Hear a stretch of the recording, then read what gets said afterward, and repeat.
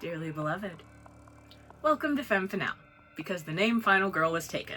I am your resident creature of myth, and for the purposes of our social experiment here today, your Femme Finale, Abadonne, Kilbride, the Fourth. Feel free to call me DK to save time and much needed oxygen. Now, in this episode, and really in this series, I'm going to be talking about AMC's adaptation of Interview with a Vampire, in particular, Season 1. Part of the reason that I wanted to do this video is that it solves a lot of the problems that I do have with the original book series, and there are several. This is all to say that in this essay, I will be 1, climbing a hill, 2, declaring that casting black actors for Claudia in the lead does make a marked difference in the telling of the tale, and 3, potentially dying on it. Welcome to the party.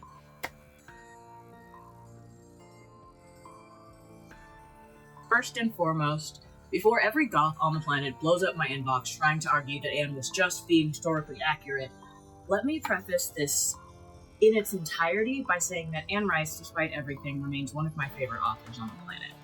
I'd like to show you something. This is my copy of Queen of the Damned. As you can see, it has no cover, it has almost no spine left, it is just the paper. I have had this copy since I was 14, and I will be 32 in a month. I have carried it to 3 apartments across 2 states, and it is honestly one of my most prized possessions. People who know me know that I do not let books get in this condition. I don't even dog ear pages, but this book is one that is particularly well loved for me, and one that has been formative for me as a writer in understanding how to spin a tale over thousands of years. I adore her prose. I think her characters represent a great modernization of Rococo and Gothic beauty aesthetics, and the sheer depth of her mythology is something truly to be marveled at, particularly when you consider that Queen of the Damned is essentially the vampire Bible. I grew up reading her for pleasure. I still read her for pleasure, and I actually love the original film. I was so mesmerized by her vampires that it was a literal 6 watches before I realized it was Tom Cruise under there. So now you know that about me. That being established, me or anyone else for that matter liking her work doesn't mean that it isn't problematic, and it doesn't mean that you can't criticize the things that you like. We're all about killing your darlings here, so you and we're going to be here for a minute. I welcome you to go get a snack, get comfortable, and get ready to start where it all began, with Interview with a/the Vampire, depending on which iteration you're fucking around with. Now, because this is a TV show, I'm going to be breaking this down episode by episode. This is an adaptation that was crafted with an immense amount of love and thought, and I really want to take the time to do that justice. But you should probably have some sort of roadmap for what's going on here, so those episodes are as follows. It'll probably go here. Episode 1, In Throes of Increasing Wonder. Episode 2, After the Phantoms of Your Former Self. Episode 3, Is My Very Nature That of the Devil? Episode 4, The Ruthless Pursuit of Blood with All a Child's Demanding. Episode 5, A Vile Hunger for Your Hammering Heart. Episode 6, Like Angels, Put in Hell by God. Episode 7, The Thing Lay Still. We're going to begin, as most things do, at the beginning.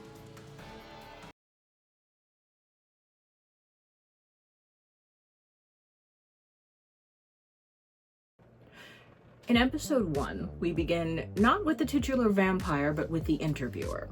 We catch up with Daniel Malloy, an investigative journalist who claims to have once interviewed a vampire. In this iteration, Daniel has not yet published the titular interview, their plans having been cut short, but he has met our vampire.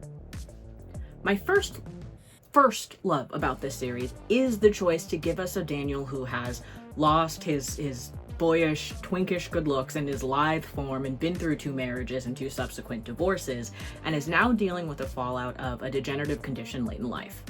Something about this choice gives Daniel a power in this adaptation that he never really wields in the books, and I think a large part of it is experience. He's seen things, he's lost things, he's survived a hell of a lot, and it is this man who receives a box containing a handwritten letter and a box of tapes signed Louis Dupont de l'Arc in beautiful script.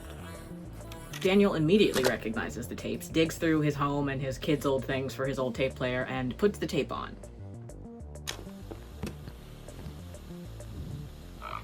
First question. You weren't always a vampire, were you? No. I was a 33-year-old man when I became a vampire. How did it come about? There's a simple answer to that. I don't believe I want to give simple answers. Louis' letter is terribly formal given their history and addressed to Mr. Malloy, although it makes it clear that Louis has followed Daniel's career since they last met. It details Louis' desire to attempt to complete the interview they began 49 years earlier in a room on Divisadero Street, which fans will recognize as the location Louis took Daniel to conduct the initial interview. He invites Daniel to Dubai this time rather than San Francisco, still as his guest, and it's shortly after his arrival that we learn the strange mark we caught a glimpse of in his very first live scene is in fact the bite mark given to him by Louis, and the very thing that ended their first attempt. Daniel tries to play the disaffected reporter, but Louis reminds him that he flew across the world in a pandemic to complete the interview of his own free will. We are beginning in 2020 in the series, which I think is also a very nice touch. Daniel agrees, and he goes on to say that his original transcripts are the fever dreams of an idiot, and he asks all the wrong questions, at which point Louis nods as though he both expected and was hoping for that precise response. He allows Daniel to set the terms of the interview, and it's at this time that a quiet figure in black, who has been seated in the room with them since they arrived, stands and voices his protests at the changes in terms, only to be soothed by Louis and asked if he might go ask the chef to prepare a meal for Daniel. The man leaves, but don't worry, we'll be seeing him again. Before our interview begins in earnest, let's take a look at our subject, Louis Dupont de Lac. I said earlier that changing Louis' race is an improvement that fills a great number of holes in the series for me personally, so I really want to drill down on that claim now. We're going to take a look at Louis on the page as Anne explicitly wrote him, and then we're going to look at our Louis.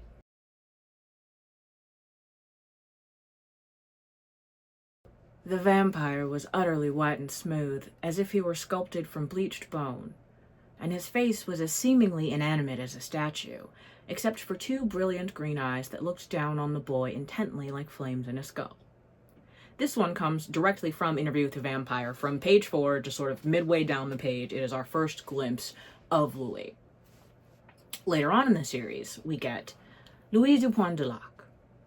Slender, slightly less tall than Lestat, black of hair, gaunt and white of skin, with amazingly long and delicate fingers, whose green eyes are soulful, the very mirror of patient misery, soft-voiced, very human.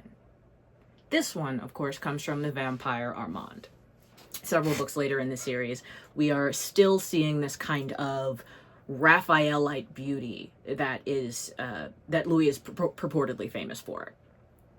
Now, I bring up these two quotes specifically. I know my chair's squeaky, and we're just going to have to live with it together, you and I.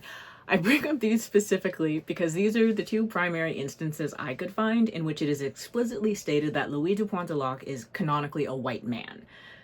These examples give us Brad Pitt's iteration from film, which has been the blueprint and the sole version of Louis that we've had. It's implied heavily throughout, particularly when we learn fairly immediately that in his mortal life, Louis kept slaves. Anne. But largely the focus is on him being a somewhat gaunt classical beauty with green eyes like a stained glass window and black hair with a slight wave to it. Remember that description, okay? Okay, I'm counting on you. Some other points of note as far as differences go.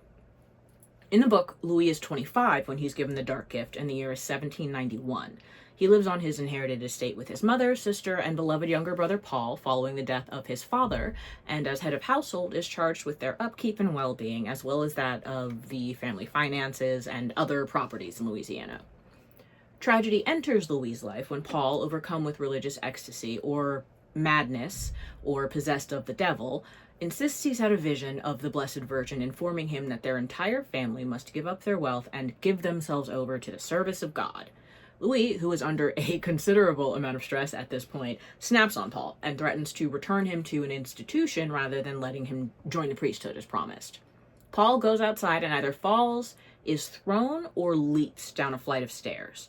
None can really agree on any detail except that Louis must be somehow to blame, and it is the overwhelming grief of Paul's loss that inevitably drives Louis into Lestat's arms.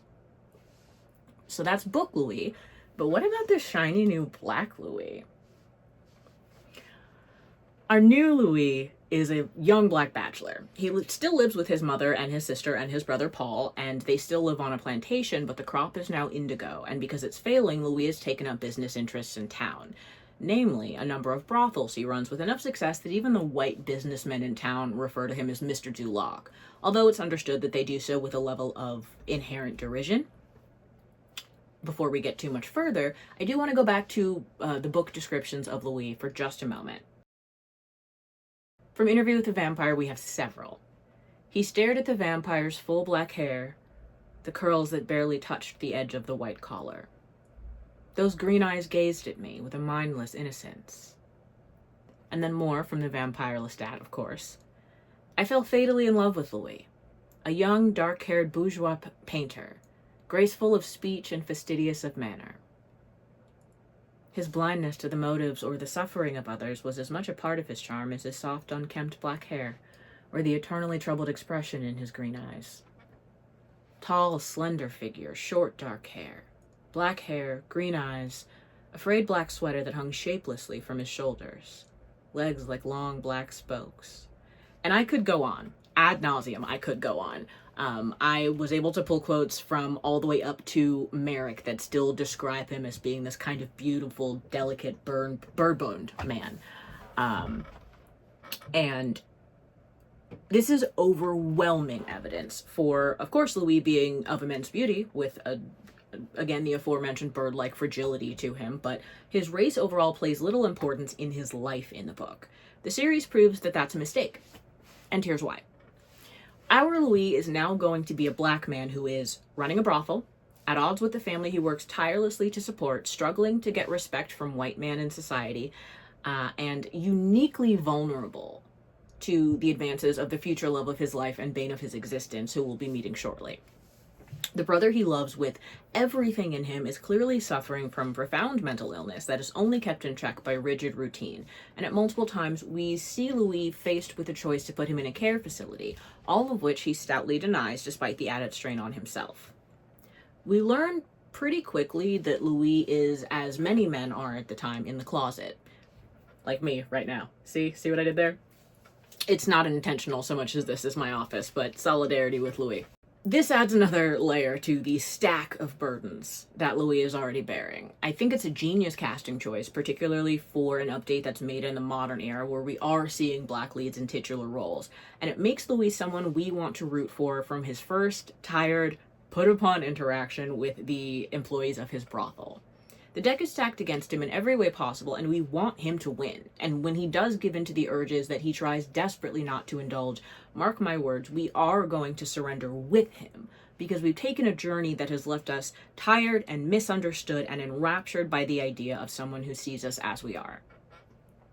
With regard to his sexual latencies, as he calls them, it's worth mentioning that he does have a beard in the form of a sex worker named Miss Lily, whom he sees and employs regularly.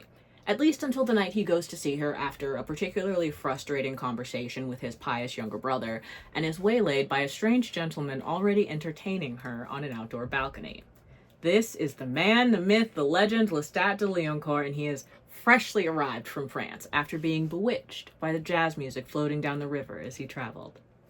Louis is immediately shaken by him, in a way we haven't seen him by any other situation, but I think most of us are familiar with, particularly when he begins to hear Lestat's voice in his head. And even more so when Lestat makes a reference to an unflattering incident a night earlier, in which he threatened to bleed Paul like a cochon.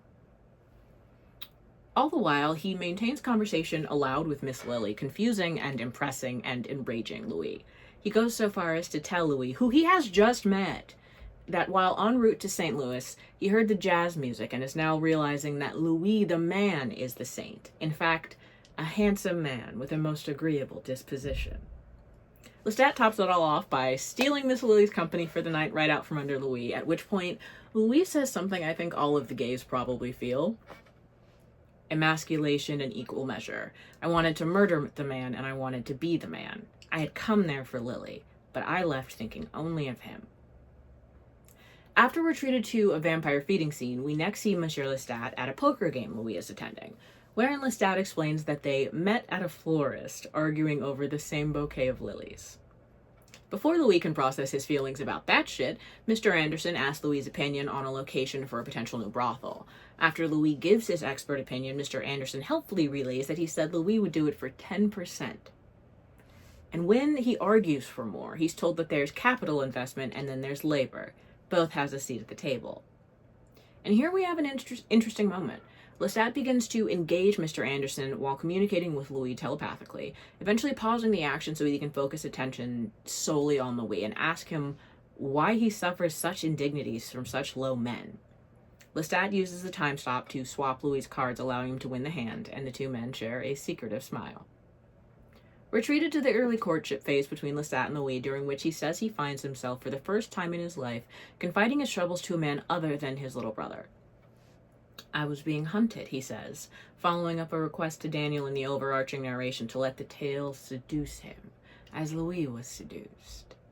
He and Lestat sit in the park, go shopping, attend the opera, and have a very fraught dinner with Louis' family, including his sister's fiancé. During the dinner, Paul, who is coded as having, at minimum, a social disorder of some kind, asks the fairly rude question as to whether or not Lestat worships God. There's this overarching feeling that the entire family knows what's going on or is about to go on between Lestat and Louis, and everyone is pushing in their own way, and subtlety is not Paul's strong suit. So, Lestat proceeds to launch into a monologue which is beautifully delivered by Sam Reed, and perhaps gives us the first taste of who this Lestat is, this version of Lestat, about how he intended to join the seminary and did for a time, until he was pulled away by his family and later taken even from them, forced into servitude where God wouldn't answer his prayers, and slowly forgot them. Louis interjects at the height of Lestat's monologue and insists Lestat not do that shit around his family, confirming that he did know at the time that something about Lestat was unusual. Afterward, Louis walks Lestat home and brushes off his apologies for potentially upsetting the other Deluxe, at which point Lestat invites him in for a nightcap. There's really no way around it. Louis suffers gay panic and declines the invitation, until Lestat points out that he's invited Miss Lily over for the evening, and he acquiesces. Louis and Lestat do start off with Miss Lily in the mix, the luckiest actress in the world, but after she's finished, she passes out like she's been bludgeoned, leaving the two men staring at each other. They, of course, last about 30 seconds before getting all up in each other's shit, and I just want to say, for the sake of all of the fans out there, this is the gay shit I come to Anne Rice's content for. This is what we should have been doing all of the time. They don't make us wait or play the will they, won't they that most shows in syndication do. There's no queer baiting. This shit is immediately and profoundly gay, and that is what we deserve after all these years. Anyway, Lestat drinks from Louis from behind, and they presumably fuck, and I'm going to chalk the fact that Louis later does not remember floating during that entire process up to blood loss. Okay? Okay. He has a bigger gay panic the next day and swears never to see Lestat again. Now, in this period where he has sworn himself off of Lestat, the next scene that we come to is his little sister Grace's wedding. And I really do want to pause here, because this was the moment that I knew the writers had a true understanding of the source material. We are treated to a beautiful backyard reception on the plantation where a bandstand has been set up for dancing, and Grace begs her brothers to dance for her on her wedding night the way that they used to when they were children. And we get to see New Orleans jazz with a touch of ragtime, and the two brothers performing this really spirited soft shoe dance, which is not only accurate to the time, but pretty fucking fun to watch, if I'm being honest. It's the first time we see Louis cut loose and not have to wear the face of the man of the family or worry about looking silly. He can indulge in this moment as part of the family rather than from the outside of it. And I'm gonna put it in here for you now.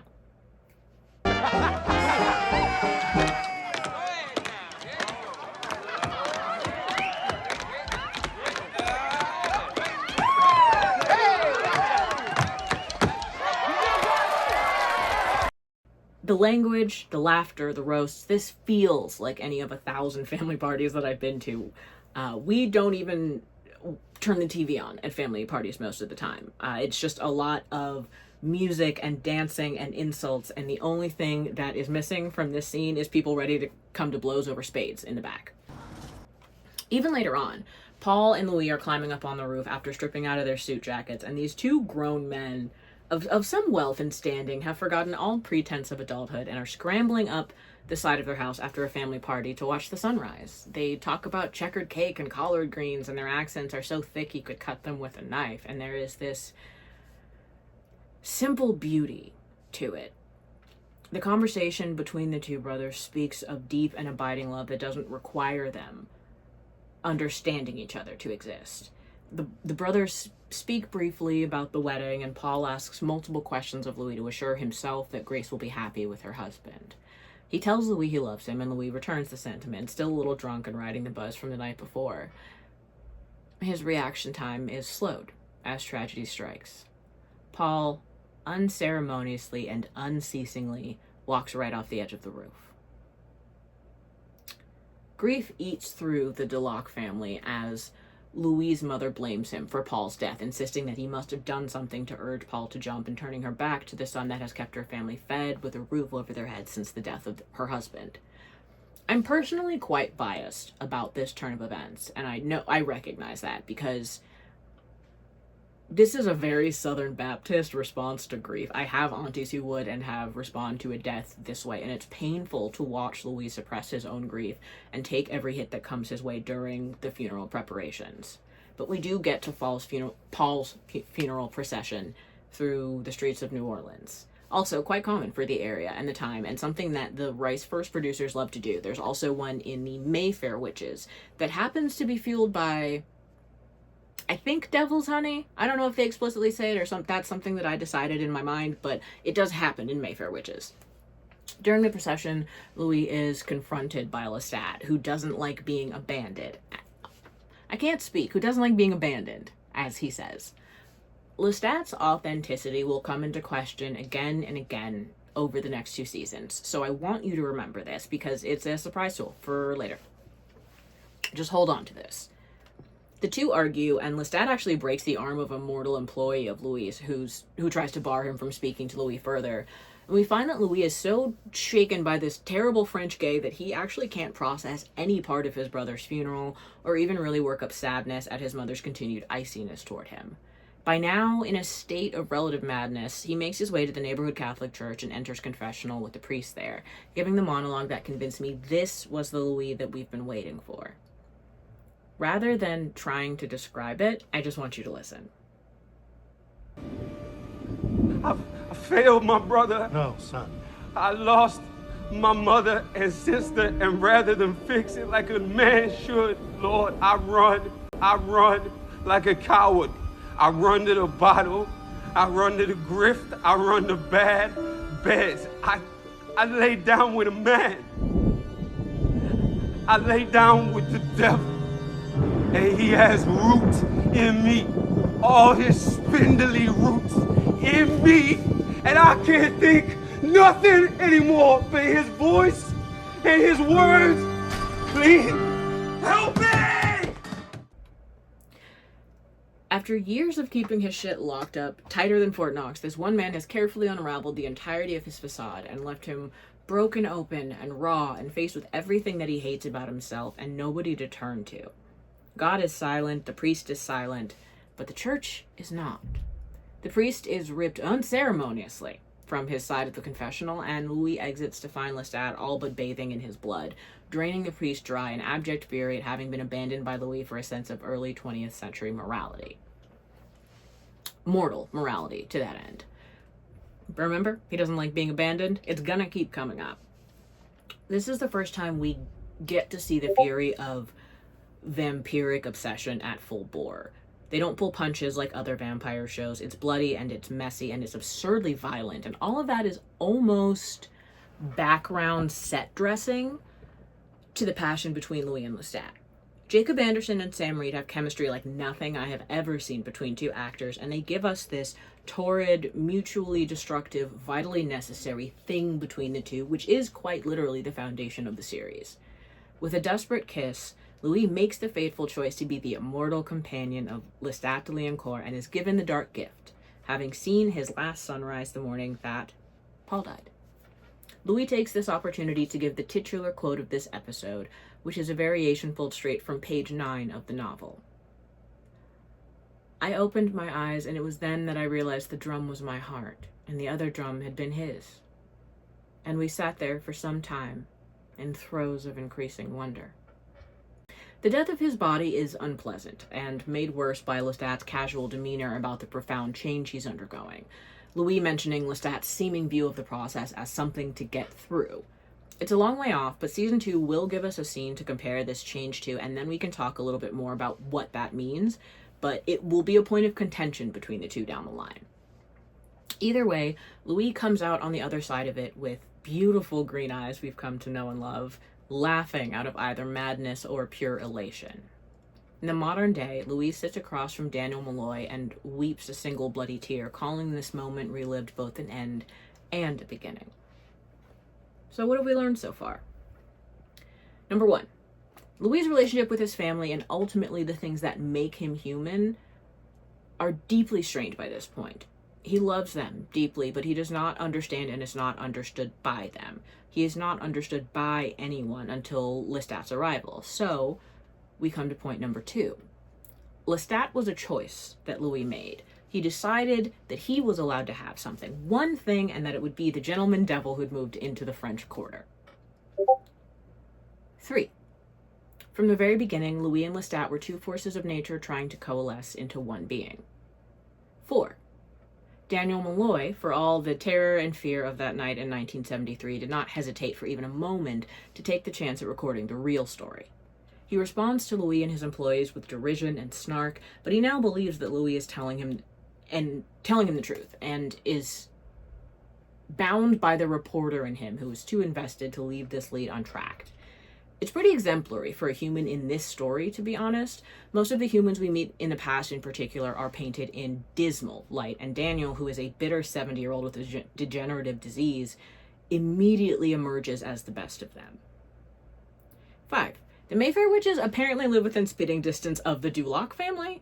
We never see them in this series, but they're a huge part of Anne Rice's canon, and I will be covering them eventually, and it's kind of a cool little thing that you don't really think about when you're reading these books, these two massively powerful supernatural forces occupying the same little bit of real estate. We haven't quite met the Talamasca yet, but they're also here in New Orleans at this time, and I think that's very funny too. So as you can see, we're really in it now, boys. Anne has given us a rich source material, and the showrunners have given us an amplified version of that we can see and hear and feel. So you can expect each installation of this series to be about however long this is, maybe longer, because with the amount of love that was put into both, I want to make sure I don't miss anything. That's the end of it. There's nothing more.